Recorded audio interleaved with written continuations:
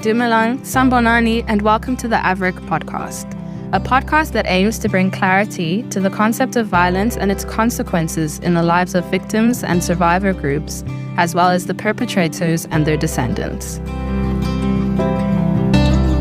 Gabrielle Goliath's artistic journey is an evocative tapestry interwoven with the histories, life worlds, and current conditions of Black, brown, femme, and queer life.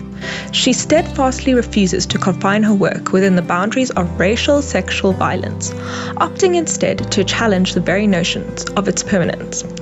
Her work is a testament to the enduring hopes that underlie human connection, prompting us to engage in what she aptly terms a life work of mourning.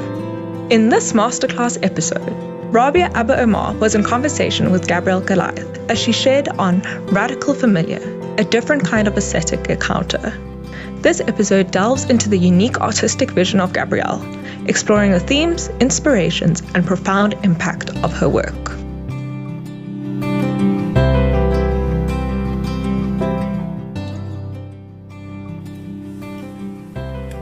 Dear Gabrielle, Ipeleng Moholani was the firstborn of Mr. and Mrs. Moholani.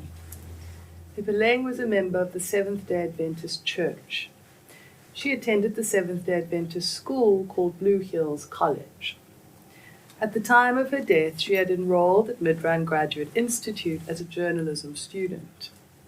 She was very positive and hardworking, a friend of everyone, and most of all, a friend of God. She was so spiritual and full of respect for elderly and parents. Ipeleng was brave, and I personally, as her father, had a very special relationship with her. We spoke about everything in life. We spoke about careers, relationships, sex, spiritual matters, and life at large. She admitted her mistakes and worked on rectifying them and making things right with everyone. Never did I ever think that one day I would bury her.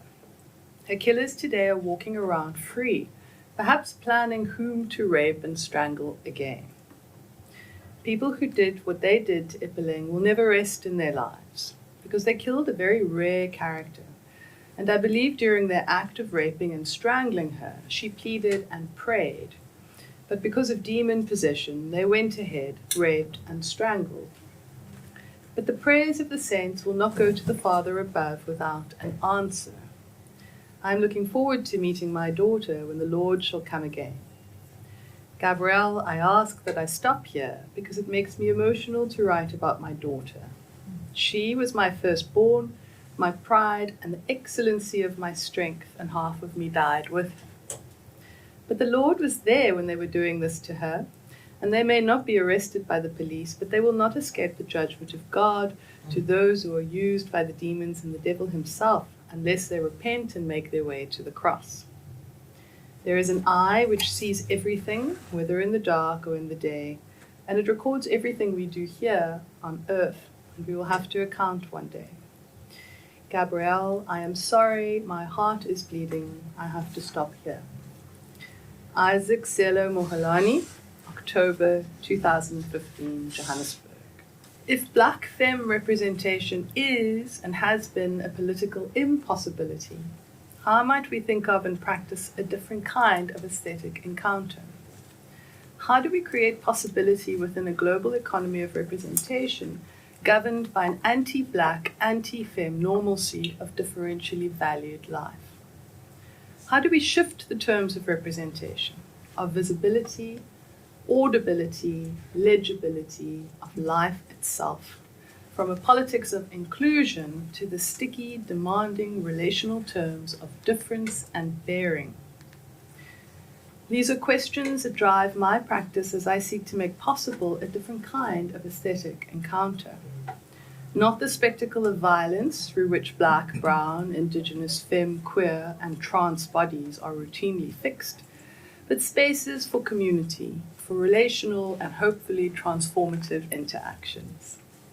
Here, practices of convening, hospitality, presence, and care trouble the presumed removed and privileged subject position of representation as white, male, heteronormative. This practice or praxis enacts a radical shift in our terms of encounter, how we come to each other rather than see and feel for others.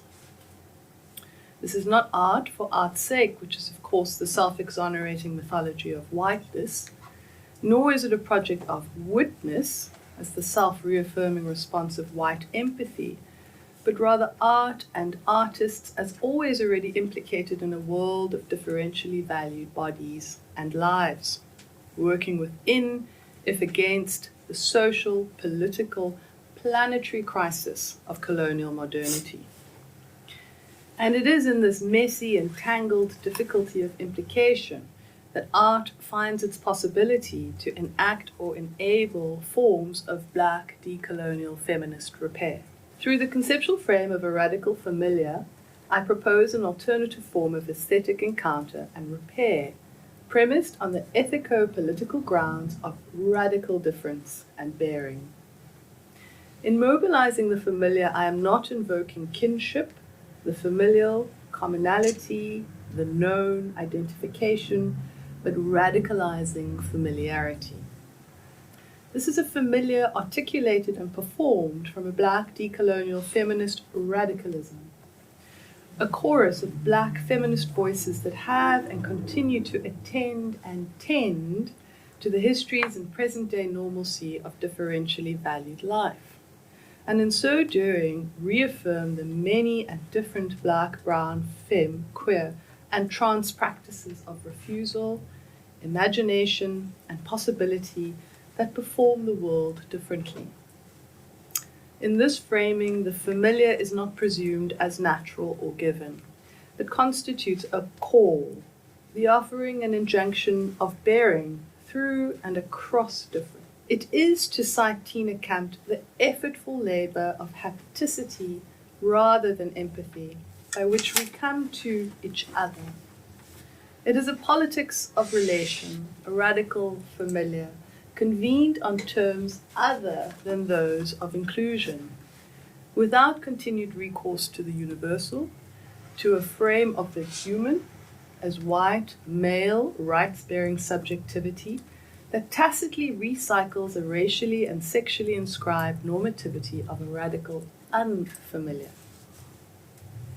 These conditions of difference and bearing, and the terms of complicity, relation, and indeed love they imply, open possibility within and despite the political impossibility of Black femme representation.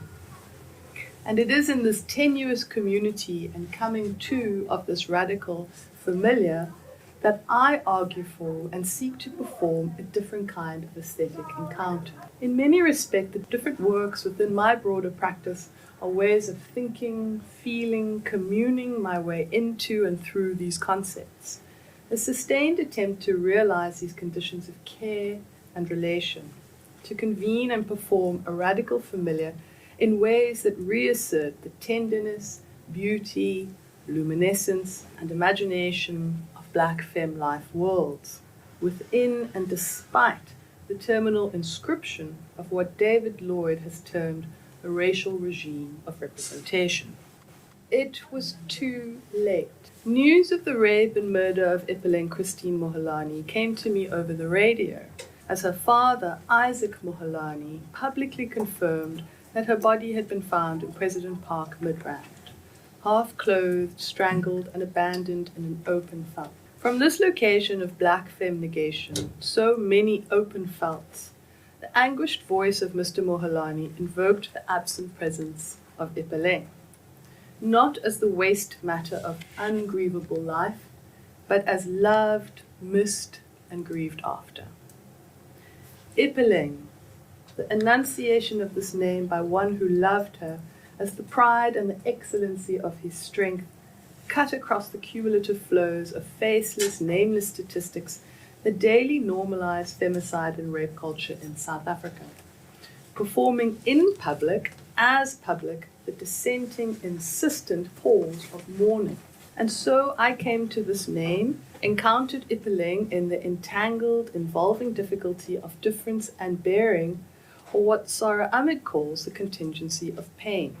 In this contingent frame, Pain is not reducible to interior experience, but registers or surfaces within a world of others, in the social exchange of moving, brushing, bumping, passing bodies, is mediated, political, interrelational. This is not, however, to imply that it is shareable, not at least on the sympathetic, over-identifying terms of empathy, or as feeling another's pain. Rather, as Ahmed lays it out, we come to each other and each other's pain on terms of difference, or what she calls the impossibility of fellow feeling. This is the impossibility of feeling Mr. Moholani's loss or Ipeleng's pain, an impossibility we encounter as radically familiar. As language falters and condolences ring hollow in the face of others' losses, or when we bump up against the intersecting gains and losses, privilege and precarity of racial, sexual, bodily, faith-based, cultural, and economic difference. This is not cause for inaction, paralysis, or the disavowal that is social exemption, but rather the implicating terms of our interrelation, the radical difference and difficulty of our familiarity. It is, as Ahmed cautiously and tentatively suggests, the imperative or call of such pain as the political demand for collective and individual response, and in that, an openness to the affect and bearing of that which one cannot know or feel. This was in 2015, and as an artist already grappling with questions of representation and a crisis norm of racial sexual violence, the question for me was how to formulate a response, both individual and collective, sensitive to the impossibility of this loss, but also the imperative to perform a political work of community and mourning. Elegy was the outcome of this inward grappling, a long-term performance project collectively invoking the absent presence of individuals, sometimes couples, subjected to the terminal demarcation of this anti-black, anti-femme violence. To date, I have staged 15 of these commemorative performances in South Africa, Brazil, the United States, Switzerland, Germany, France, and the Netherlands. For the hour or so length of each, I have chosen or just known in my body to stand as a gesture of participation and of a certain solidarity with the 7 women vocalists whose labor it is to collectively sustain over that period a single haunting tone. I remember standing in the Goodman Gallery in Cape Town for the very first performance, a performance for Ipeleng. On the entrance wall was the commemorative text shared by Mr. Moholani as a letter to me. An intimate gathering lined the walls of the darkened chamber within. A tenuous, contingent community, inhabiting and inhabited by the cumulative sonics of the performance. One at a time, the singers mounted an illuminated dais, sounding their note, and then, before faltering, stepping aside and passing it on to the singer behind. Slowly they peeled away, one at a time, until just a single singer remained, alone upon the spotlit dais. They held their tone for as long as they could, faltered and trailed off, and then silence. Silence, but for the trace sonics still resonating in the walls, in our bodies, and an empty dais still calling for performance, for the ongoing, collective, political life work of mourning. How does one revisit the scene of subjection without replicating the grammar of violence? In its work of convening, of facilitated encounter, Elegy is in many respects a response to Saidiya Hartman's injunction to refuse the spectacle of black abjection, and its ready perpetuation through aesthetic modalities bound to a profoundly raced and sexed regime of representation. Throughout my practice, I have consciously refused the impulse she gestures towards, not replicating the originary sight of blackness as crisis, but rather embracing a poetics of sociality and encounter other to the ingrained logics, claims, and routine violence of mimesis and documentation. This has not, however, been a matter only of not recycling grammars of violence, but of actively and collaboratively cultivating a grammar of possibility, formulating conditions of implication and relation more akin to what Deborah Thomas has called Witness 2.0. Thomas's framing of this alternative form of witness emerges from her long-term commitment to cultivating multimodal affective archives that reflect the experiences and life practices of communities subjected to racialized and economized state violence in Jamaica. Here we see a Black, femme, and decolonial-driven project of representation and witness, in which the idea is not to translate Black suffering and victimhood for distant others, but rather to make possible a work of community, drawing people into a closer, more involved, embodied, and relational encounter with the experiences and life practices of the individuals and communities she collaborates with. This is a witness compelled by recognition and a sticky love relation that destabilizes the boundaries between self and other, knowing and feeling, complicity and accountability. In a sense, Thomas is pushing Michael Rothberg's notion of the implicated subject into relation, into a mode of witness and collective bearing that does more than reveal the contingencies of power in which we are immersed, but opens to the radical possibility of a coming to outside of the frame of representation and its modern binary of human and non-human others. Thomas's formulation is an enabling frame as I seek to locate this idea in praxis of a radical familiar, as a mode of encounter exceeding or escaping the frame of witness itself, bound as it is to an overdetermined model of the subject as man and a mediated economy of removed empathic relation.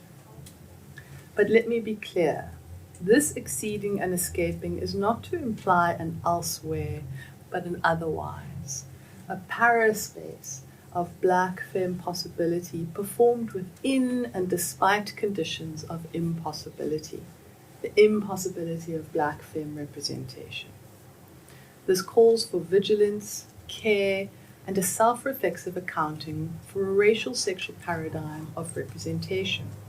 These everyday grammars that recycle precarity and perennially fix Black femme lives as sites of negation. Tracing the genealogy of this violent normalcy, A.O. Coley casts a radical black light over the critical relation of colonial visual economies of violence to the Black African female body, and to the ways in which that relation, as a kind of colonial discursive inscription, continues to haunt, trouble, and predetermine a fraught post-colonial field of representation.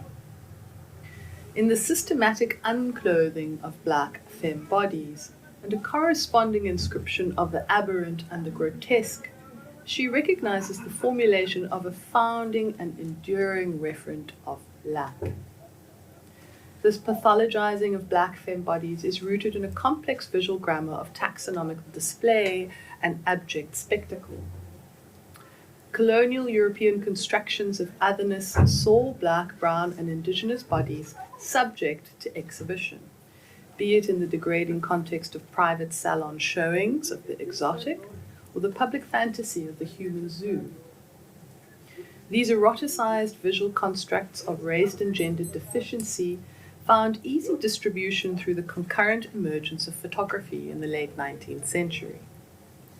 Deeply entangled in the disciplinary formations of anthropology and racial science, the photographic image granted an evidentiary visual premise to this hypersexualized, demonized cipher of the Black African woman's body.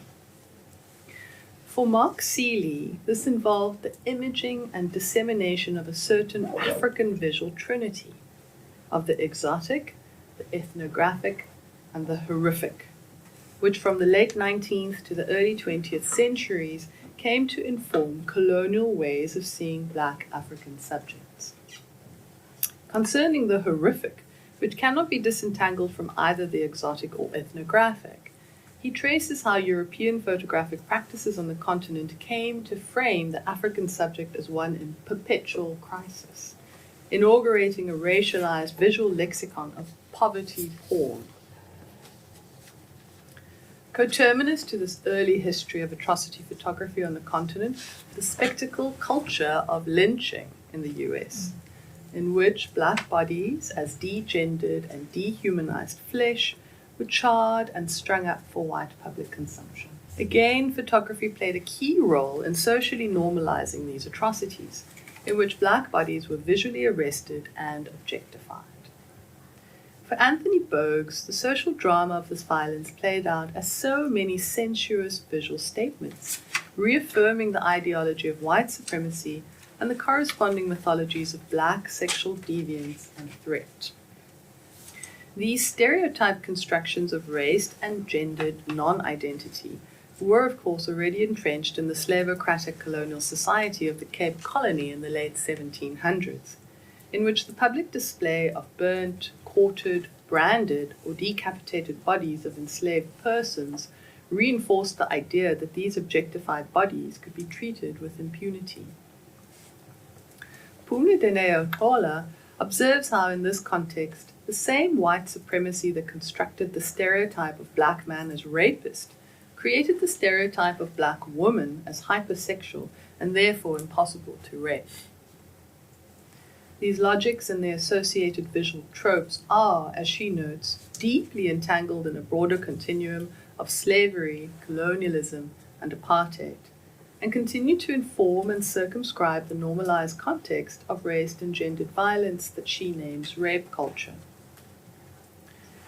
Tracing this genealogy of black subjection and spectacle reveals a subterranean architecture or grammar of representation that governs which bodies are available to violence and who can or cannot image, write, or speak about them.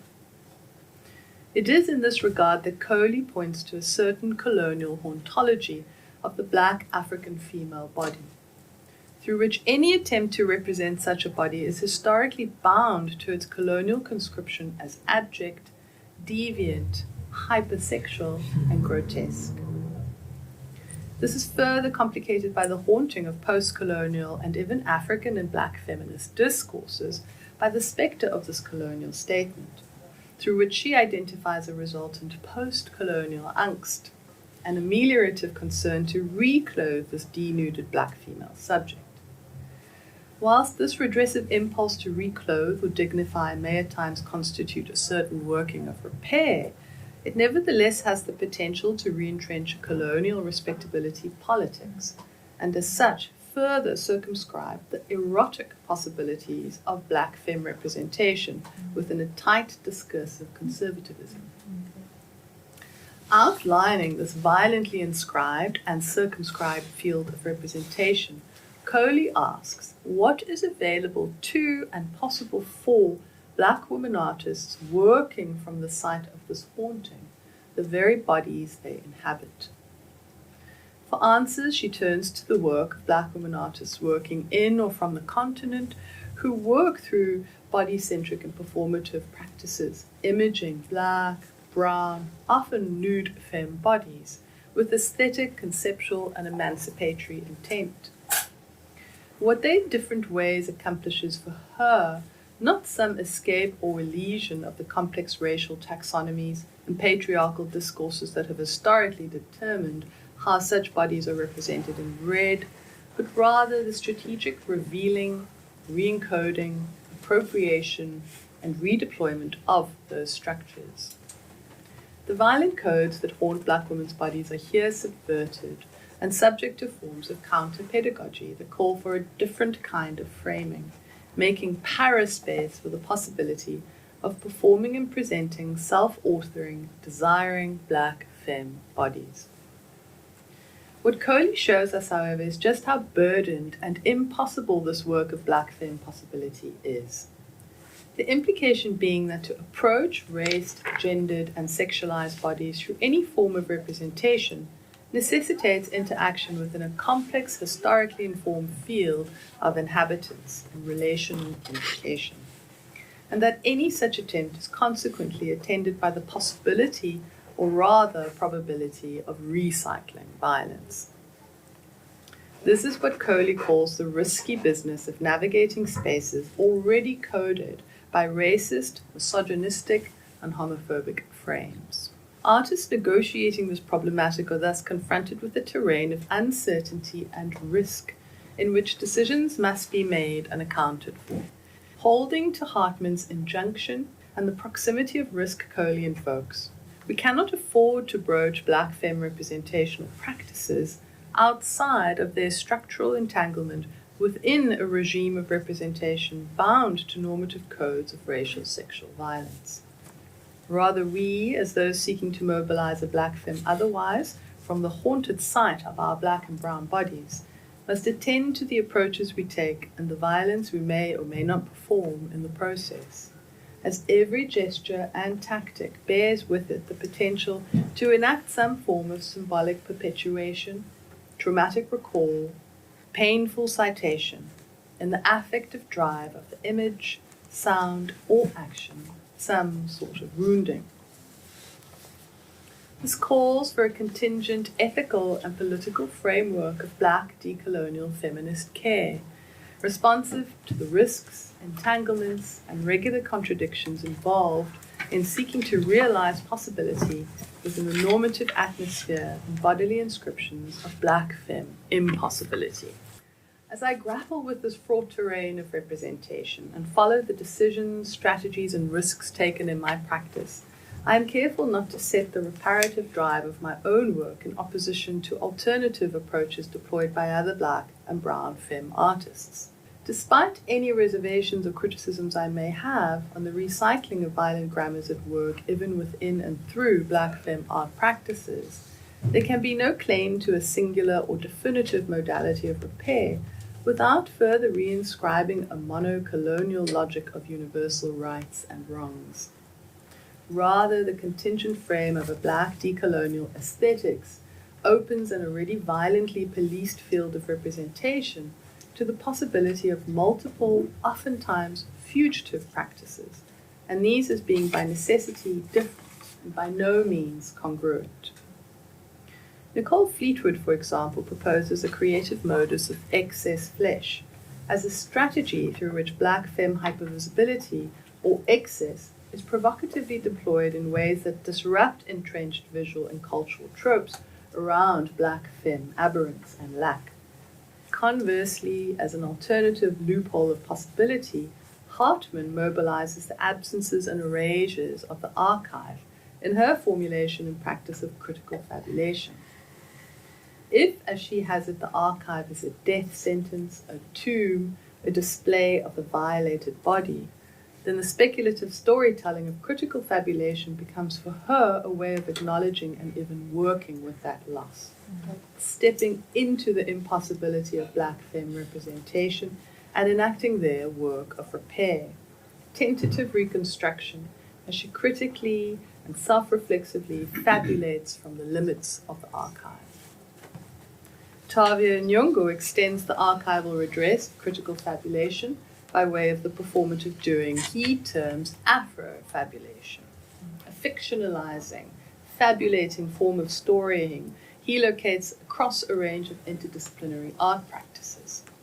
In this performative rather than strictly narrative methodology, fiction, not fancy, enacts a radical futural politics of possibility, resisting the spatial and temporal terms of an aesthetic political order that seeks to silence an absent black queer bodies. Again at work here is a fugitive aesthetics, performing possibility within and from contexts of impossibility, of foreclosure and black death. While recognizing these modalities of erotic subversion, appropriation, excess, absence, and radical imagination as intersecting practices of a black femme aesthetic otherwise, I have sought in my own practice to channel alternative modes of black femme possibility as ritual, invocation, surrogacy, breath, repetition, voice. The emphasis here is on a certain work of convening, of coming to, enabling conditions for interrelational encounters that trouble the implicit hierarchies of witness, and a transparent model of the aesthetic that continues to produce and normalize the structural impossibility of Black femme representation. This means accounting for the aesthetic as something more than a disciplinary field or sphere of creative practices, or even as a modern colonial regulation of taste and value, but as an onto-epistemological framework of representation that continues to recycle a Kantian model of disinterested subjectivity and a cultivated/policed commons of white common sense. David Lloyd, Denise Ferreira da Silva, and Rizvana Bradley have done much to reveal and deconstruct this presumed aesthetic model, demonstrating how the philosophical framing of aesthetics presumes a race, gendered, economic, and historic universal norm, and in so doing governs, on those terms, who comes into representation and who does not. This critical reframing of aesthetics as a racial sexual economy or regime of representation pushes Coley's question of what is available to Black, femme, and queer artists within a colonially inscribed field of representation, to how do we critically broach and radically reconfigure the conditions of impossibility presupposed in this transparently white, patriarchal, and structurally violent frame of aesthetics. It is in seeking to address this question of conditions through a Black decolonial feminist praxis of care that I am proposing, or rather seeking to exercise, the alternative aesthetic framework of a radical familiar. This is an aesthetics of immersion, encounter, and radical sociality, convened without recourse to a universal model of man and his commons, but rather on the sticky, relational, and, I believe, transformative terms of difference and bearing. It is, as I have mentioned, about how we come to each other, rather than see and feel for others. In Elegy, participants are drawn into a radical work of decolonial feminist encounter, a collective ritual of invocation and mourning that performs within the impossibility of Black femme representation the beauty, grievability, lovability, and indeed possibility of Black femme life. I would like to share a brief screening of Elegy as a 7-channel video installation. Whilst you will only be experiencing a fleeting moment of this collective performance, I ask that you nevertheless offer yourselves to the moment, to those invoked in the performances, and to the difficulty, bearing, and transformative relationality of a radical familiar.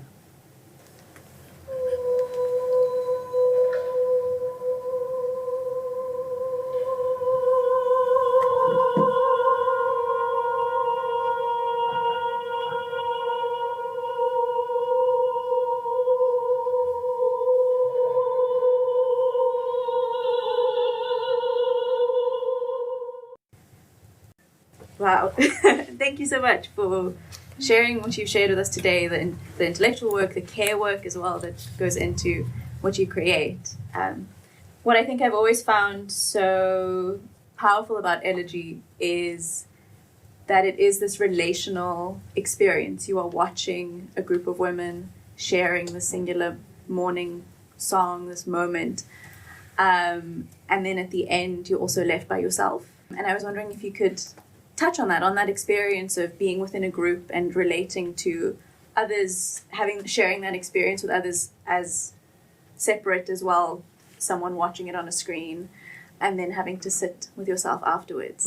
And if you've had sort of what you've heard about that, what other people have said, how you feel about that as well. Yeah. Doing the work, stepping away from it, stepping into it again. Yeah. It's a beautiful opening and prompt.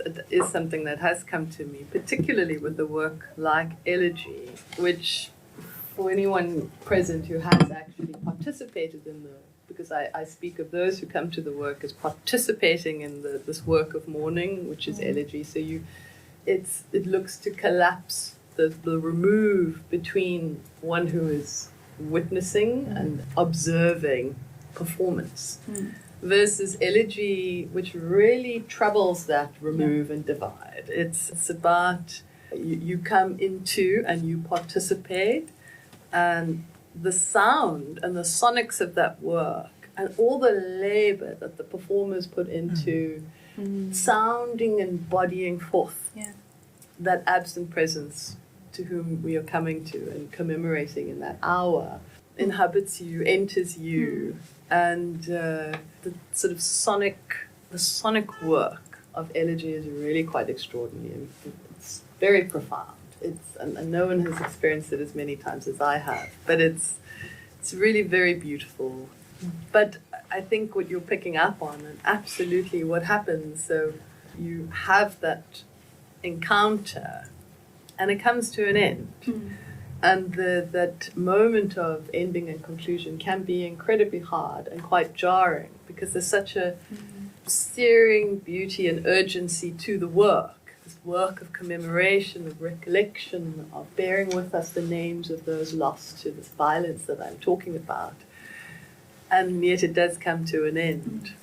And so I think what's really interesting then with the particular iteration of elegy that's then a video installation, which doesn't rest upon human labors and efforts, which my performers are profoundly exhausted and fatigued and drained after doing it. They cannot carry on. That is it. That then there's something about, obviously, the advantages of technology within the instance of having a sound and video installation where it can continue beyond, say, the parameters of that hour. But it certainly looks to collapse that remove within the moment. And to bring together sort of these, what I think is also really powerful is that you hear the emotion and also the fatigue that the performers are feeling, especially near the end. You can sort of see the shortness of breath and hear that, and so it's also that within those not sound moments, but there are sound in their own way as well, that you also get this feeling of mourning. And then, because you've invoked Louisa van der Kaap, can I just speak please, because I cite Prof. Deborah Thomas in my work, and she's also a very dear friend, and I call her Deb, but she's an extraordinary academic and scholar, but she always speaks of having come to knowledge making and production as a maker, as a dancer. That was her original discipline, which I've always loved. And I said, for her, it's incredibly embodied and felt and lived and sounded. But she was present at the Louisa van der Kaap performance at the Slave Lodge in Cape Town. And so as the 7 performers perform elegy, they slowly peel away from the dais and they join the participants, the audience members. And one of the singers actually went and sat quite close to Deb. And because your provocation made me really recall this quite strongly. And the performer was sobbing at that point, quietly, but undone by the performance. And Deborah reached out and touched her. And she said there was such a transference of energy in that moment for her. And she could then provide comfort to her in that moment. But absolutely dividing that, or at least troubling this concept of one who witnesses from a safe remove and distance. That remove distance doesn't have to really engage or feel in the same ways. I was also wondering about your collaborators that you work with. So I read Sarah Jaffe's commemorative piece for Louisa van der Kaap, and then also her own reflection on having to sit and sit in experience. And how do you find with each iteration the location that you stage elegy in affects that mourning experience? Well, given that I insist on it being a ritual and a ritual enactment, and in some ways refusing or countering the conventions of performance per se, I would argue that the room is of little significance and that one should be able to come to and gather an elegy wherever you might commemorate wherever That being said, that particular site of the slave lodge was I think profoundly felt by everybody that was present that night.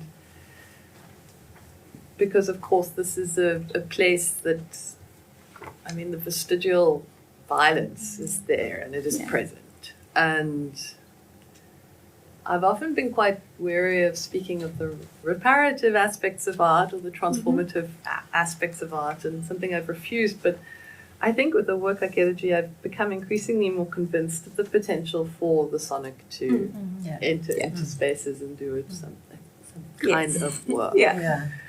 So that there, in that instance, sight was important.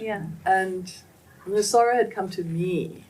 I hadn't gone to her. She'd been present at Elegy in Johannesburg, a performance I'd staged there. And then she came and spoke with me afterwards, and she said, you know, we're always talking about how violence is not some odd phenomenon that popped out of nowhere in South Africa. Let's move on from that. The conditions of violence are present, but it means attending to a long, difficult history. And South Africa really carries this troubling title of being the rape capital of the world. And of course, we were always talking about these difficult issues. And she said, I really think we or at least would you consider doing one that is historical, that does tend to a slavocratic foundation that made possible this nature of violence that continues today. And so that's how that actually came about, which was quite extraordinary. Building from that then throughout, and looking again at like different black and brown femme people in South Africa. I'm interested in what you spoke about, and what I've also read about your work as closure and healing not being an aim of it. So again, this reparative idea, but that you're opening up these possibilities. And within that, this aesthetic of a familiar, of opening up a possibility of feeling, but you're not feeling that exact thing. And so I was wondering if you could speak more about this idea of not closing off or not having closure. I think we often jump to closure as a way of these things have happened and it's better for us to move to closure so that we can continue moving forward. And so what does opening up the space and keeping up the space of mourning, of commemorating, of reacting and enactment bring to us? So I'll perhaps return to the particular performance directed towards Ipeleng Christine Mohalani, which was the first performance of Elegy, and my encounter with her father, Mr. Isaac Mohalani. And my reflection in this text, in which I must concede to the impossibility of me ever being able to fully know nor understand what had happened to Ipeleng and what her father was going through in that moment. And nonetheless, and I think this is for me what's the nature of repair that I'm gesturing towards, it is that nonetheless that doesn't let me off the hook. And that shouldn't lead to a kind of political, social inertia or paralysis. If anything, for me, that call still calls to me. And I am still compelled to respond. And that response doesn't rest on a false sense of knowing or understanding, or, as I say, the kind of empathic witness that is self-exonerating, that lets me off the hook. For me, it is about being in relation to one another, and in sticky and difficult and complex relation to one another. We all come to each other across these differences. I don't think that's what should keep us apart, even though that is what keeps us apart. But nonetheless, I feel for me that is it's so key to the kind of framing the kind of relational praxis I'm forwarding. So when I speak of a radical familiar, it is not about a familiarity. It is not about a knowing nor an understanding. But nonetheless, despite that, how to come to these difficult experiences, how to come to, as I said, these conditions of black impossibility and negation, and to do so in a way where you implicate yourself, not distance, not remove, but consider yourself as involved. Mhm. And I think that is incredibly hard in our country. I think it's, and I don't say this in a way where I'm looking to judge anybody, but I think that it's an incredibly, incredibly hard thing to do without feeling as though you are, we do resort to a kind of reductive identitarian politics, and suddenly there's the perpetrator, there's the victim, and all of that along lines of race and so forth, and how are we ever going to move past this? But I still think that it is about how do we all come to this in ways where we do implicate ourselves and open ourselves up to that nature of encounter. And I think what you've also spoken about, if you look at South Africa's history as being this continuum of violence, then how do we implicate ourselves? Maybe we could open up to the floor. Grazia and then Ijeoma.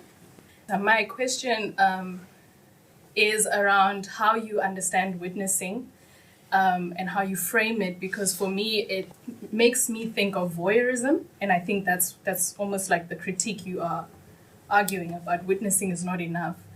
But in my own research, my work is on traditional Rwandan dance amongst refugees who live in exile. I'm a dancer myself, and so when we perform, witnessing is a very important part. It's almost like listening as participation. Witnessing is a form of participation, so it's less passive. And witnessing as a way of holding space. So I'm curious about how you are engaging it in this way, and why you are using it and being critical of it, because for me it feels quite different. And then I also think of what it means to stage in terms of performance art in the gallery space, where as people who are interacting with the piece, there's that inevitable voyeurism and spectacle that is just part of the methodological arrangement of the space.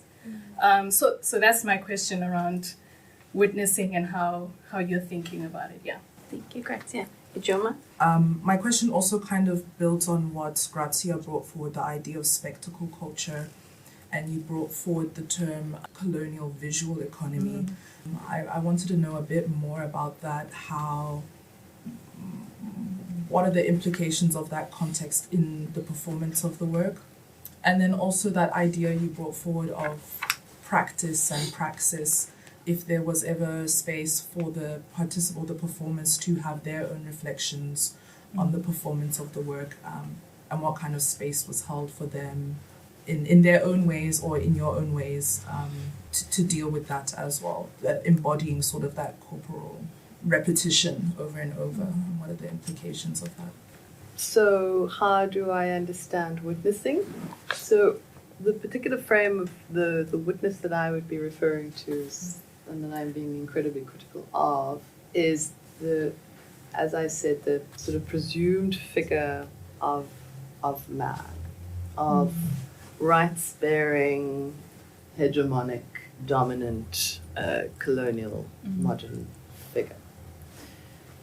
Here I am specifically attending to, and it's something that's quite key to my own work, because I'm really directing much of my critique towards the field of aesthetics, is to be thinking of a regime of representation itself already inherently raced, gendered, classed, etc. So for me, it's really quite key to expand this idea of representation beyond simply thinking of it as the work of my nieces, of representation, but also who has a voice, who can enter into the realm of political representation. Should they speak? Are they audible? Are they legible? Will they be heard?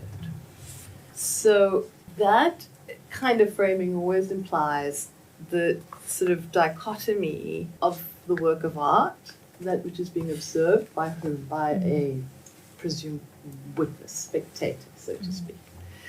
So I'm looking to, and I'm not saying that there's a form of ethical witnessing or relational, should I say, at least, and this is the kind of relational practice I'm putting forward, is not possible. But it's very much about the terms and conditions of engagement and coming to that I was pointing to earlier. So what are those terms of engagement? How are you coming to from what I gather from the piece you briefly laid out, for me, that seems to be encouraging a form of ethical, relational, embodied, performative witnessing. That is an important aspect of the work. This too, I think, is possible within my own work, but it's certainly one that is cognizant of, as I say, this particular regime of representation that produces and makes possible that dominant figure I spoke of and those others, affectable figures of alterity. So it's the terms of engagement and the conditions of coming to. Am I correct in thinking that you were speaking to what you frame as the spectacle, the voyeurism of the white cube? Is that what you would have been directing that Yeah, I mean, towards? like with voyeurism, it's to speak to this notion of non-participation and just watching, you know? So even as I asked the question, I was like, is this also just some semantics? Like if we're having this conversation in English, so what about things like bystanding? Yeah, because for me, witnessing feels like a little bit more participatory, and the implication there is always there. Like when I've been just think of experiencing the performance, the mourning, really I felt like I was walking into like a family space and something had happened and we were all watching. I thought of the participants and, you know, people who were leaving the room. I thought of subjectivity. I'm like, who is the piece actually speaking to? Who can't stay here long enough? And who can't bear the entire thing? For what reasons? What can their bodies manage? So yeah, I think the language of it is something that I'm curious about, because I do think language is important, but I don't know if maybe something like bystanders and exactly some voyeurism speaks more to those power asymmetries that you seem to be critical of versus witnessing, which is a little bit more collective for me, and you can't escape implication in there. There my preference is for participant, for one who comes to and collectively participates in the work of mourning. So you might have recalled me mentioning Michael Rothman. Yes, yeah. And his notion of, well, he looks to trouble this idea of the bystander with thinking of the implicated subject. I think that Deborah Thomas takes that even further, and it's about, which I think would then really refuse the kind of voyeuristic aspects that you were directing line of questioning to. And in participating in a work like Elegy, it is a work that places great demand on those who come to it. And it's a work that asks for you to open yourself up to it and give of yourself to it. It also importantly, I think, refuses the logics of voyeurism. And I mean, this is what much of my lecture is about as well, and thinking very carefully about a grammar of representation that certainly does run the risk, if not doing that already, perpetuating and recycling violence and forms of symbolic representational violence. I think we all encounter this in ways that's anything but spectacle. It's terrifyingly ordinary and quotidian. It's you know, this is the kind of regime that David Lloyd and Denise Ferreira da Silva are telling us it's so normative, it's so ingrained, it's so entrenched, it's in the way we speak to each other, it's in the way we live within the world and move around. And so I think that if anything, for me, and this is something I'm incredibly attentive to within my own work, is I refuse those logics of the voyeur, of a form of representation that runs the risk of inciting further wounding and violence. It's not to say that one has control of that as an artist. It can happen, yeah. And the affect, you know, it's the affective drive of art itself. It's not only about taking a sledgehammer to someone's hand. It can also be something very gentle that can unmake someone and bring them to tears. And that's not something I have control over. That being said, as one comes into a work, each and every one of us has agency. And so do not relinquish that either. And I mean, you are able to, as one who comes to a work, determine how you give of yourself to that work, how you come to it, how you participate within that. You picked up on spectacle culture as well, which I wasn't entirely certain of. I think we may have addressed it, but we can talk about it. So the performers, I work very closely with them. If anything, we spend more time talking and communing than rehearsing. I work only with, and I think this is something that is underestimated, and that's why I'm an artist as well. This work takes such great technical virtuosity and proficiency. Not anyone can perform it. I had somebody, I won't mention names, take me on about that once in a public talk, saying that any vocal expert could do this work, and it's complete and utter nonsense. You know, in thinking about creating, elegy has a massive affective drive and impact. It's also, let's not forget, it's a highly conceptual contemporary artwork as well. Many people sometimes just feel simply alienated, confused, or what is this? They walk out. They do. It's happened. Others are, like I said, completely undone in the moment. So just to note that, yes, the performers, I mean, this I think ties in with something that you were saying as well in terms of participating. Not just anyone can go stand up on that dais and start singing. That lament takes great black femme virtuosity. So I work very closely with all the singers that I've worked with. We spend a lot of time, whether it's been locally or internationally, we spend a lot of time talking. There's always, at each elegy performance, is a eulogistic text, like the one I read by Mr. Mohalani, shared with me by a friend or family member. These texts are incredibly profound. They're tenuous, but they're these profound documents that already does a work of binding and bringing us to one another. So they spend quite a bit of time with this text, with this account, and of course really thinking about the work that they're going to enact and the labor. And it is gargantuan, the labor that they perform within the work. So yes, we spend quite a bit of time together. Then I am very present throughout the night of the performance usually. And then we spend time after together. And then, interestingly enough, and given the fact that art is what it is, there might also then be a moment of wild fun and sociality afterwards, because that's what artists tend to do. But it's really interesting because, and I've had this with other works as well, where I've worked very closely with survivors and come to them in moments where it's not just about them having to account, but to also there's joy, and to share some cake, talk over coffee, and have a great time together. So that's often happened as well. That being said, it is also, unfortunately, that we do contend with devastating statistics in our country. And so often I have worked with performers who themselves have been touched by this nature of violence. We did one, and this is the one I was actually talking about that Sarah Jaffe watched, which was at the Centre for the Less Good Idea in Johannesburg. Before that, I had been approached by a vocalist who I'd worked very closely with, Priti Nkosinathi, who came and asked me if we could direct a performance to her cousin. That performance was, I think, one of the most heartbreaking experiences because the family was there. The family was present.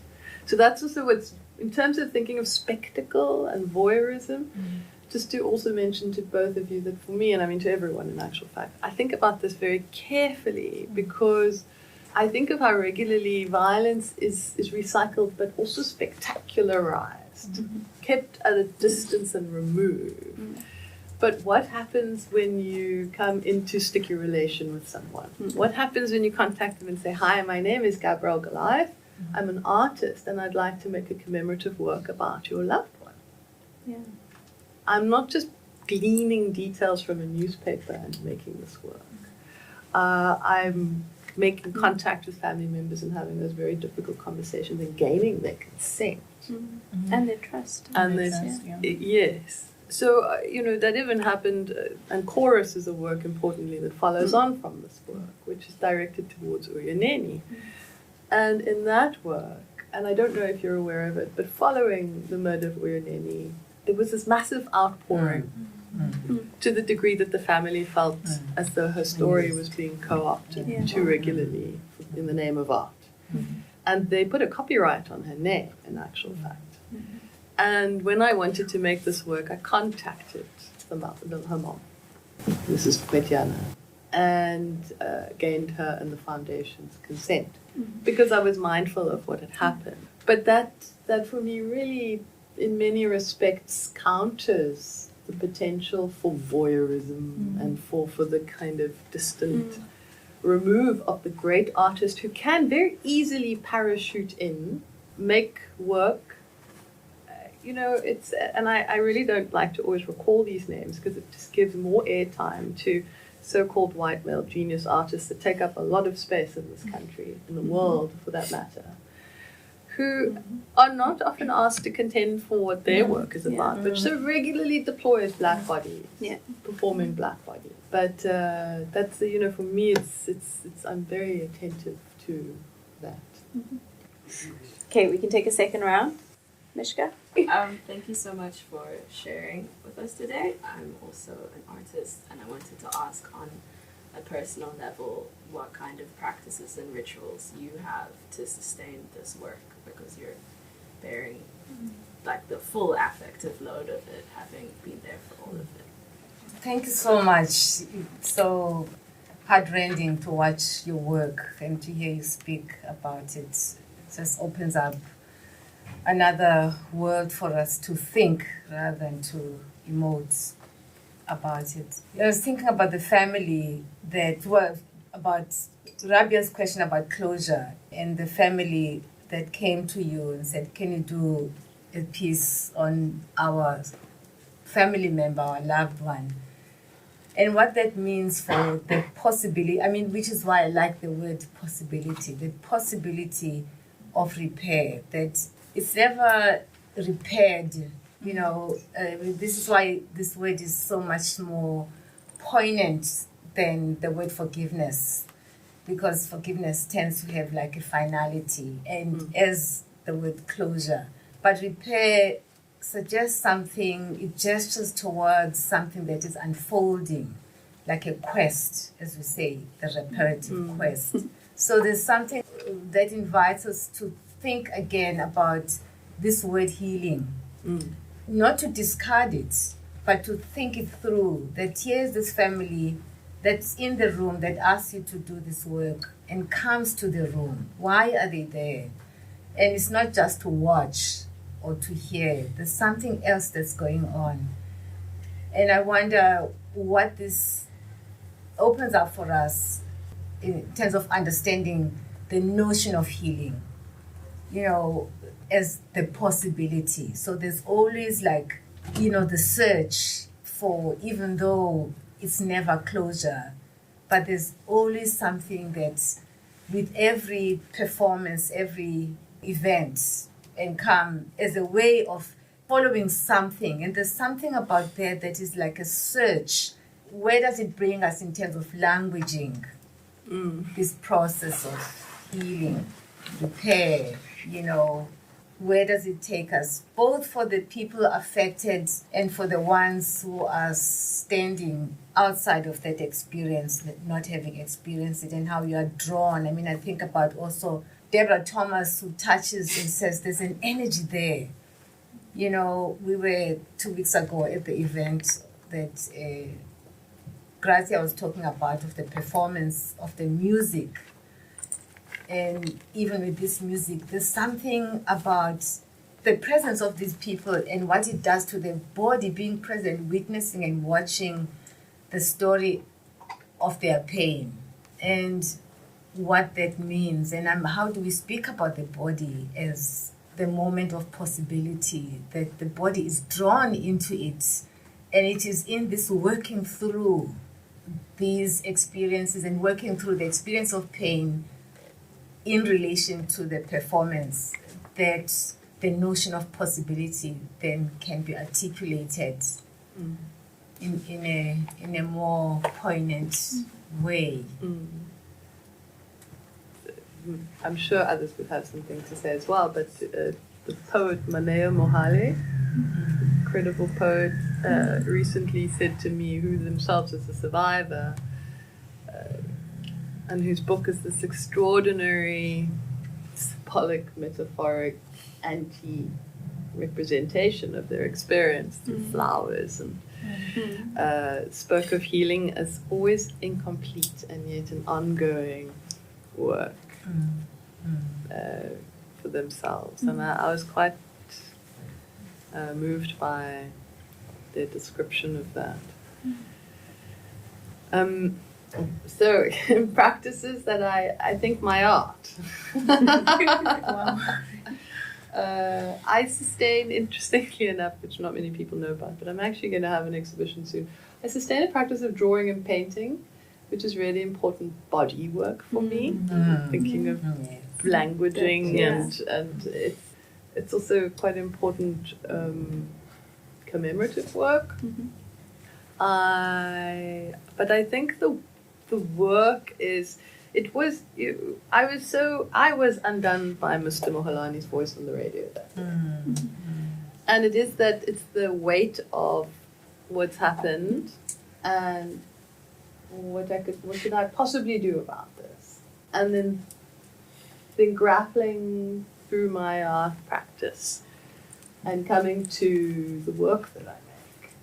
Much of what I make is also rooted in a personal loss. A childhood friend of mine who was killed in their home in a domestic incident, and through that experience and that personal experience, and being challenged by my own mother to think about the voices and the lives of others, and that this is not some distant, removed experience. And speak to Berenice's mother, speak to her about this work, and so I think that is. It's the practice of the work that I enact regularly that sustains me, and it sounds I think incredibly problematic potentially. But I do find the work life-giving and sustaining and nourishing, and a way of grappling when words fail. This is what I do. I turn to these different affective registers of art to stumble my way through. Yes, Prof. Repair, as I said, as Maneo said, incomplete, ongoing work. I think it's urgent and it's important and it's beautiful. I'm so often, I refuse the kind of reading or framing that says that this is a sort of work of black pessimism. I think that a world otherwise and a future hospitable to all is premised on us carrying these losses with us. And so I think that it's incomplete, always imperfect, but nonetheless still there. I like so much what you say about the Afro-pessimism, or your reference to it, because it's kind of, it's a closure, it closes off this notion of possibility. So I really think that's so important. To imagine a different aesthetic. And the different possibilities. Right, yeah. Thank you for listening to this podcast. For more, you can check out our website.